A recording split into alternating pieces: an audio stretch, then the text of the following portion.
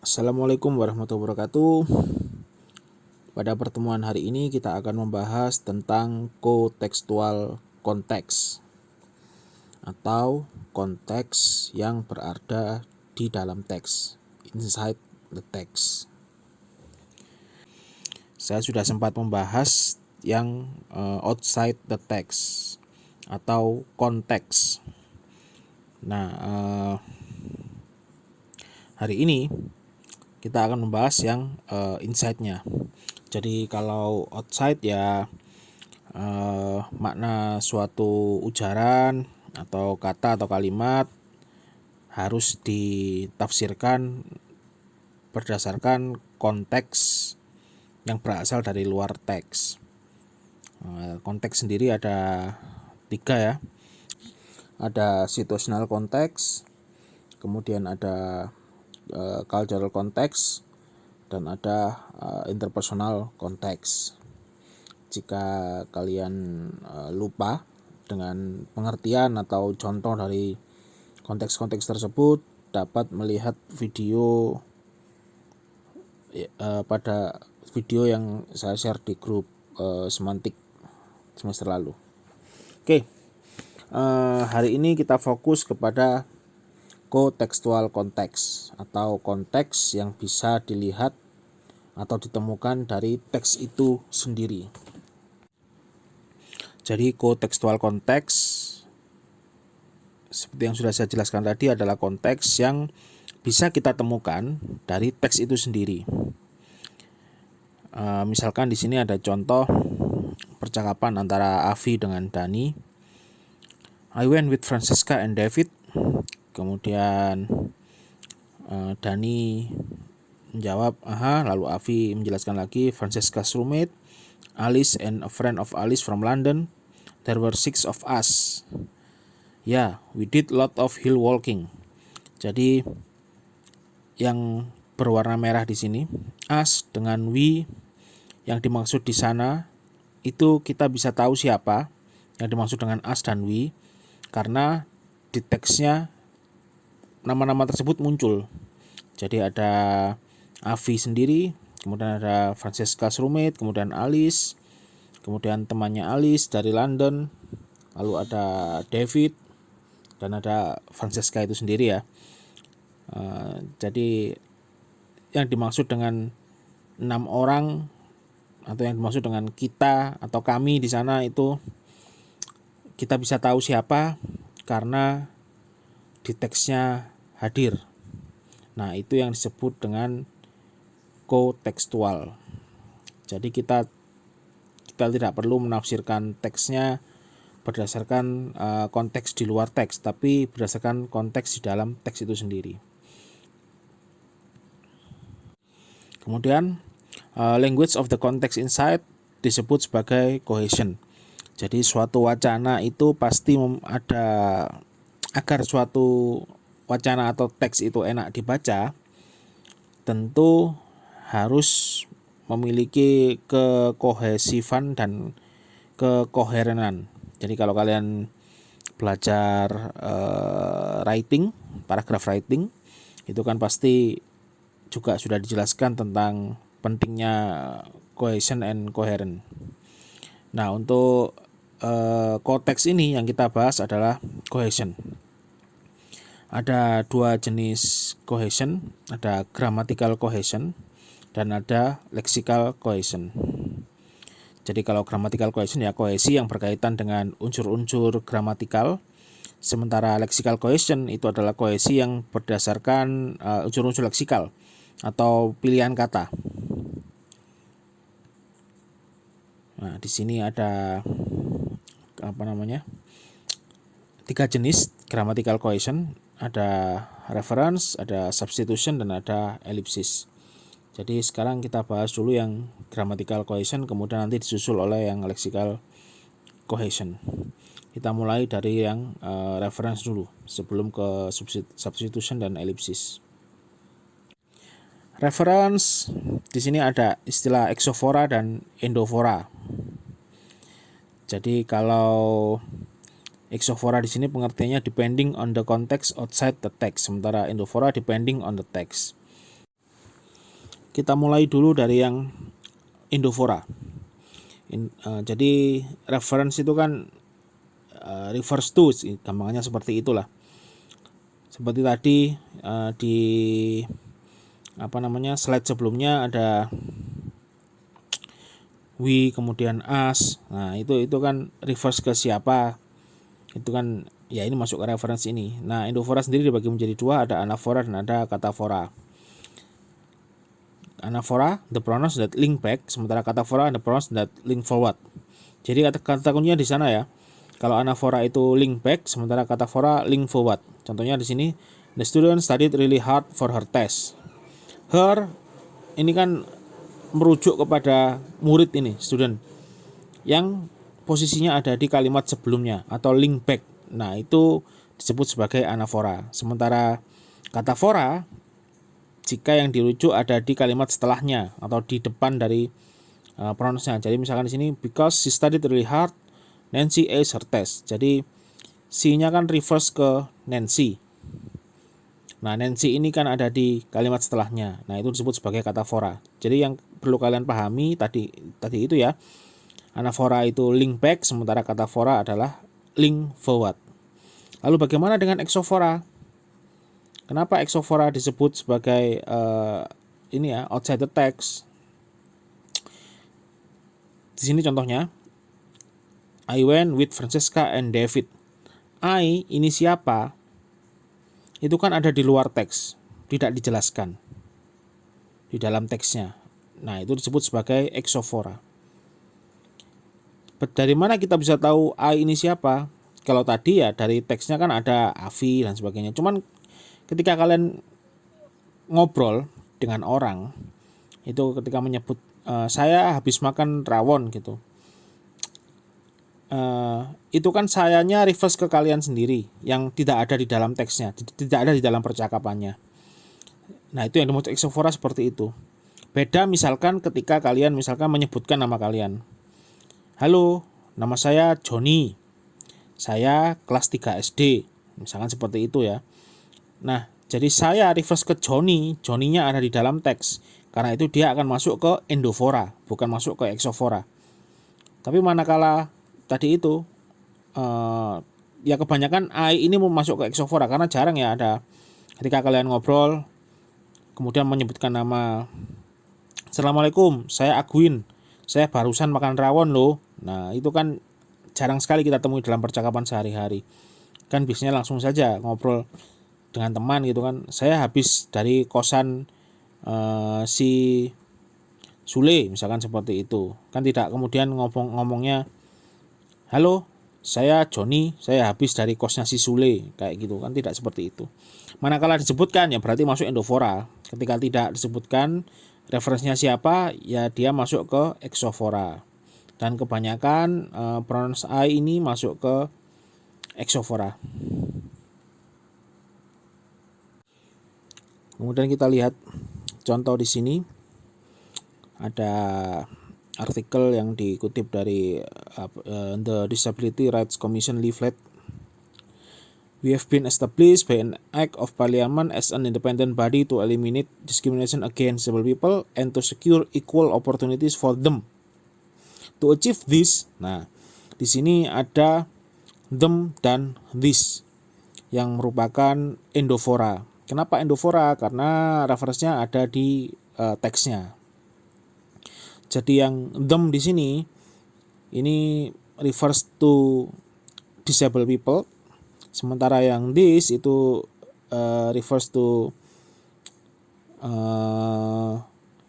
discrimination against disabled people dan juga refers to securing equal opportunities for them.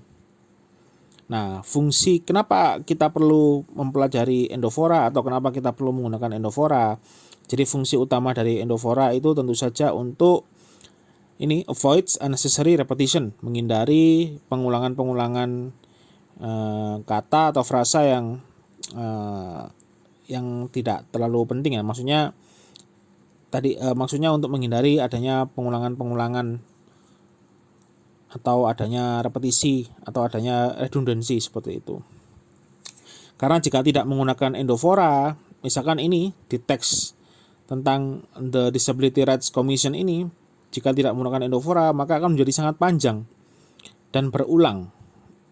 Dilihat di teks bawahnya ini, kalau di teks atas itu hanya 4 baris ya, di bawahnya ini menjadi 5 baris. Dan ada banyak repetisi di sana.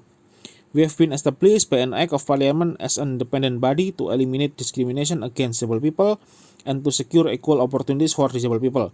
Nah, jadi disabled people-nya berulang 2 kali.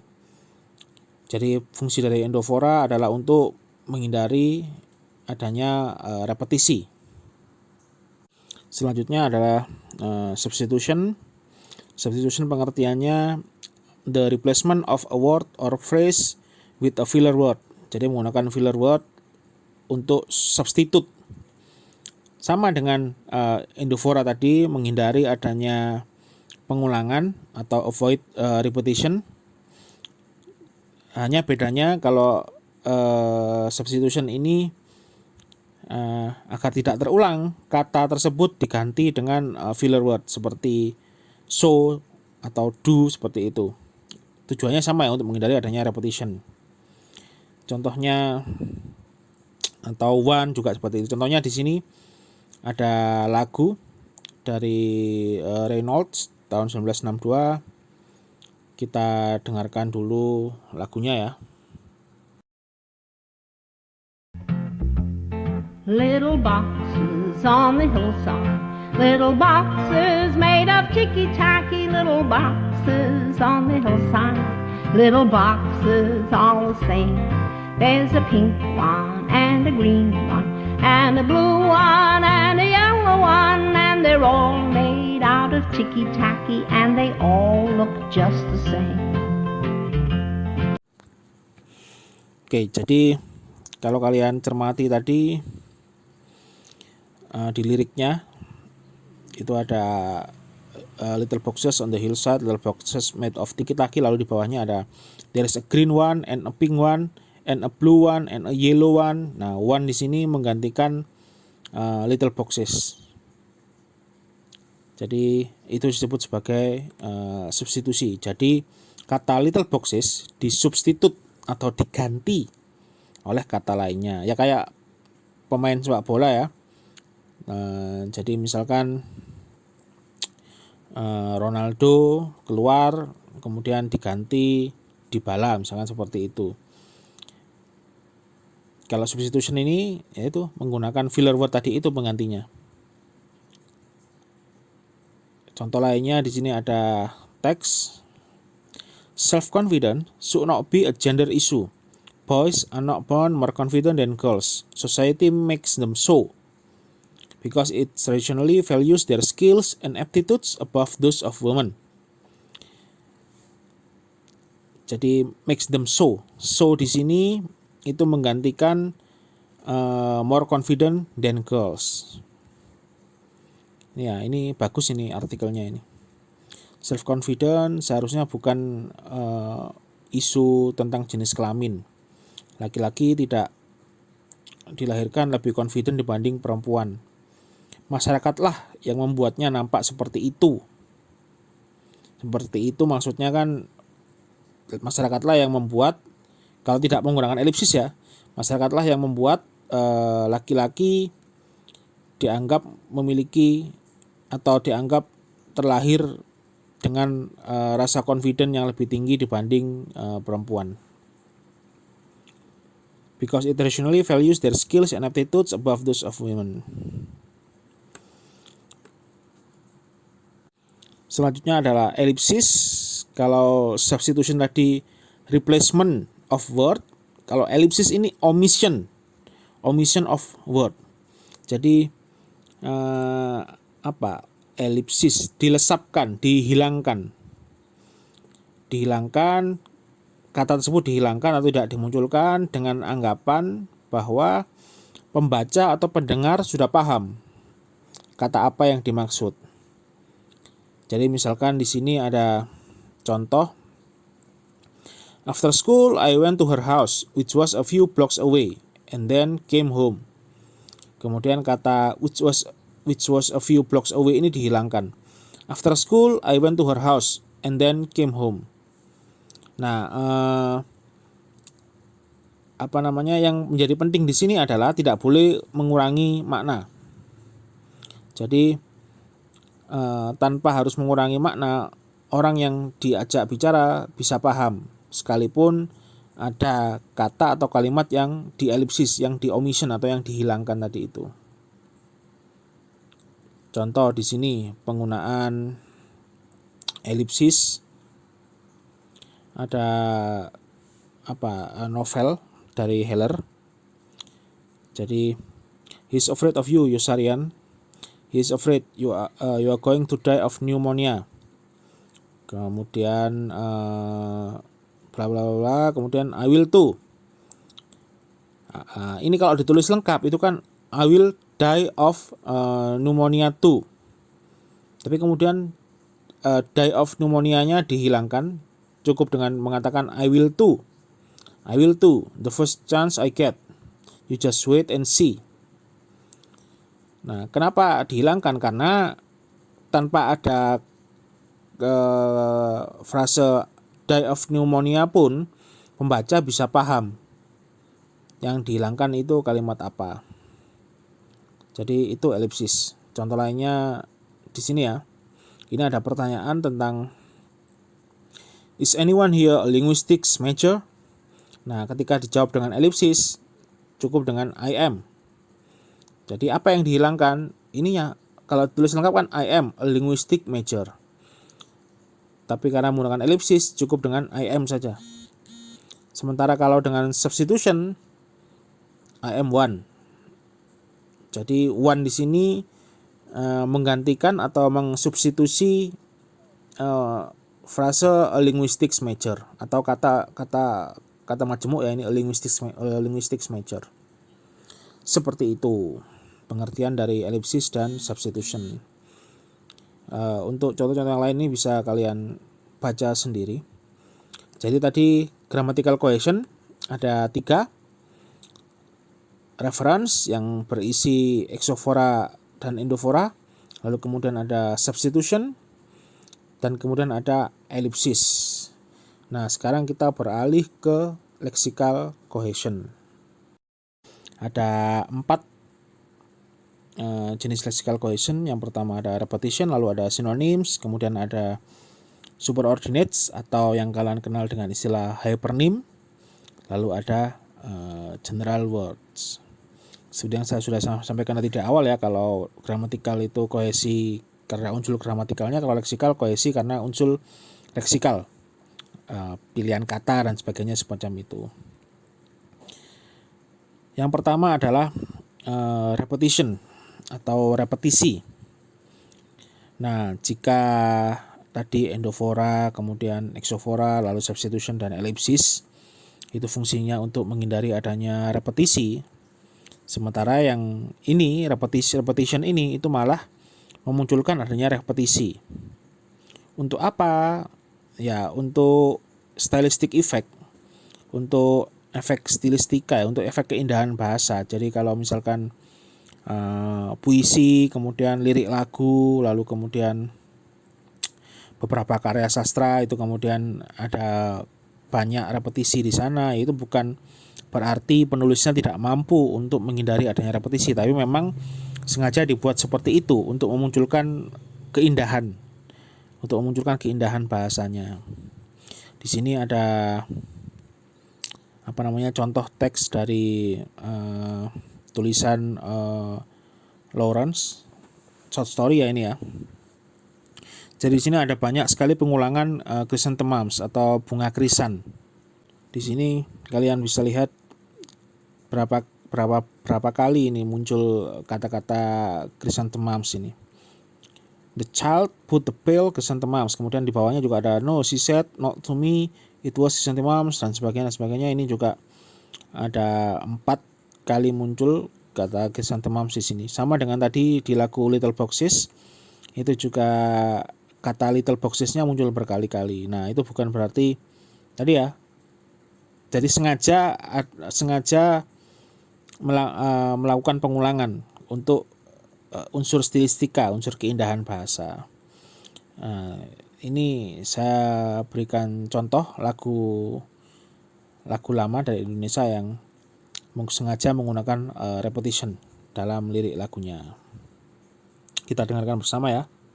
I just wanna say I love you. I just wanna say I love you. I just wanna say I love you. I just wanna say I love you. I just wanna say I love you. I just wanna say I love you. I just wanna say I love you. I just wanna say I love you. I just wanna say I love you. I just wanna say I love you. I just wanna say I love you. I love you. I love you. Selanjutnya adalah sinonim. Nah, di sini gampang saja pengertiannya, jadi menggunakan sinonim atau persamaan kata untuk sama ya, menghindari adanya pengulangan atau menghindari adanya repetition. Jadi contohnya kalau di sini ada artikel tentang tentang kepiting. Jadi kata the land dwelling coconut crab itu sebenarnya sinonim dengan kata the world's largest terrestrial arthropod. Jadi menggunakan persamaan kata untuk menghindari adanya persamaan kata tapi maksudnya sama ya, maknanya sama. Untuk yang dimaksud juga sama-sama kepiting. Hanya yang satu digunakan istilah the land dwelling coconut crab, sementara yang satunya menggunakan istilah the world's largest terrestrial arthropod. Itu merujuk ke kepiting yang sama. Hanya untuk menghindari adanya repetisi, kemudian digunakan istilah yang berbeda. Selanjutnya ada superordinates atau hypernym. Nah, ini kalian pasti masih ingat ya hypernym ya. Jadi misalkan ada sapi, gajah, kemudian kambing. Nah, itu merupakan